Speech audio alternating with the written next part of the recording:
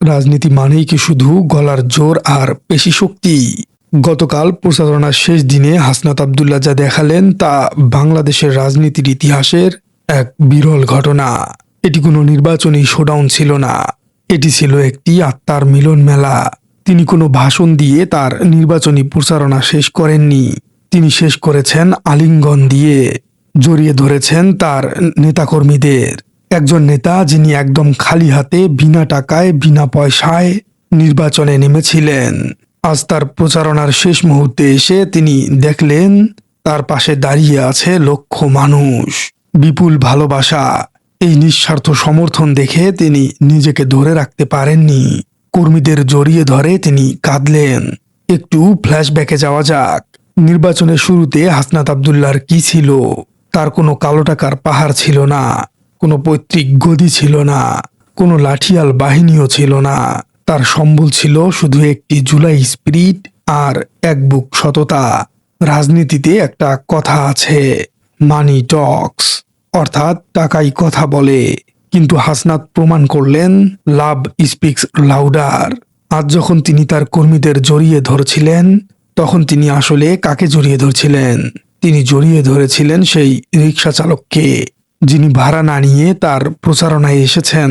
তিনি জড়িয়ে ধরেছিলেন সেই ছাত্রকে, যে টিফিনের টাকা বাঁচিয়ে পোস্টার লাগিয়েছে। তিনি খালি হাতে এসেছিলেন, কিন্তু আজ তিনি বাড়ি ফিরলেন কোটি মানুষের দোয়া আর ভালোবাসা নিয়ে। একে বলা হয় পলিটিক্যাল ক্যাপিটাল। টাকা ফুরিয়ে যায়, কিন্তু এই ভালোবাসা কখনো ফুরায় না। হাসনাত আজ শক্তি ধনী, টাকার অঙ্কে নয়, বরং মানুষের হৃদয়ের অঙ্কে। বাংলাদেশের রাজনীতিতে আমরা কি দেখি? নেতা থাকেন মঞ্চে বা দামি গাড়িতে, আর কর্মীরা থাকেন রোদে পুড়ে নিচে। নেতা হাত নাড়েন, কর্মীরা স্লোগান দেন। এটি হলো মালিক শ্রমিক সম্পর্ক। কিন্তু হাসনাত আব্দুল্লাহ এই সমীকরণ পুরোপুরি ভেঙে দিয়েছেন। ফুটেজটি একটু খেয়াল করুন। তিনি কোনো ডায়াসে দাঁড়িয়ে বিদায় নেননি, তিনি ধুলোবালি মাখা রাস্তায় নেমে তার কর্মীদের বুকে টেনে নিয়েছেন। একজন কর্মী যখন নেতার বুকে মাথা রেখে কাঁদে, তখন বুঝতে হবে সে কোনো ভাড়া করা কর্মী নয়, সে হাসনাতের জন্য জীবন দিতে পারে। হাসনাত তাদের নেতা হননি, তিনি হয়েছেন তাদের ভাই এবং সহযোদ্ধা। এই যে ইমোশনাল বন্ড বা আবেগের বন্ধন, এটি কোনো ম্যানিফেস্টো দিয়ে তৈরি করা যায় না, এটি তৈরি হয় বিশ্বাস থেকে। হাসনাত তাদের বুঝিয়েছেন, আমি তোমাদেরই লোক, আমি এমপি হতে আসিনি, আমি তোমাদের অধিকার আদায় করতে এসেছি। অনেকেই প্রশ্ন করতে পারেন, নেতা কেন কাঁদবেন? নেতা তো হবেন শক্ত। কিন্তু মনোবিজ্ঞান বলছে এই কান্না দুর্বলতার নয়, এই কান্না কৃতজ্ঞতার। হাসনাত আব্দুল্লাহ হয়তো নিজেও ভাবেননি যে মানুষ তাকে এতটা আপন করে নিবে।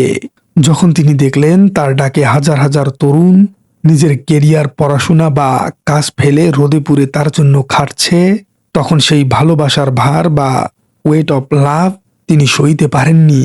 এই কান্না আসলে তার কাঁধের উপর অর্পিত বিশাল দায়িত্বের অনুভূতি। তিনি কাঁদছেন কারণ তিনি জানেন এই মানুষগুলোর আশা তিনি ভাঙতে পারবেন না। এই চোখের জল প্রমাণ করে তার হৃদয়ে মায়া আছে, আর যার হৃদয়ে মায়া আছে সে কখনো জনগণের সাথে বিশ্বাসঘাতকতা করতে পারে না।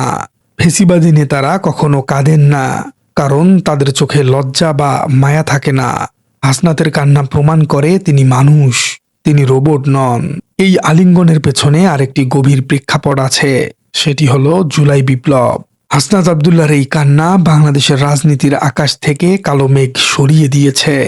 তিনি দেখিয়ে দিলেন, নেতা হতে হলে মাস্তান হতে হয় না, মানুষ হতে হয়। নির্বাচনের রেজাল্ট কি হবে আমরা জানি না, তিনি এমপি হবেন কিনা সেটা সময়ই বলে দিবে। কিন্তু মানুষের মনের মণিকোঠায় তিনি যে আসন গেড়েছেন, তা কোনো এমপি পদের চেয়ে ছোট নয়। গতকাল প্রচারণার শেষ দিনে তিনি খালি হাতে ফিরছেন না, তিনি নিয়ে যাচ্ছেন এমন এক সম্পদ যা পৃথিবীর কোনো ব্যাংকে রাখা যায় না।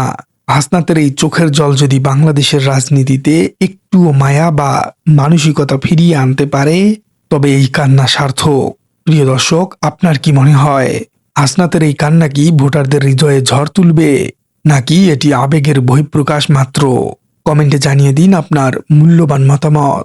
আর আপনার রাজনীতি চ্যানেলে নতুন হয়ে থাকলে চ্যানেলটি সাবস্ক্রাইব করার অনুরোধ থাকলো। দেখা হচ্ছে পরবর্তী কোনো ভিডিওতে।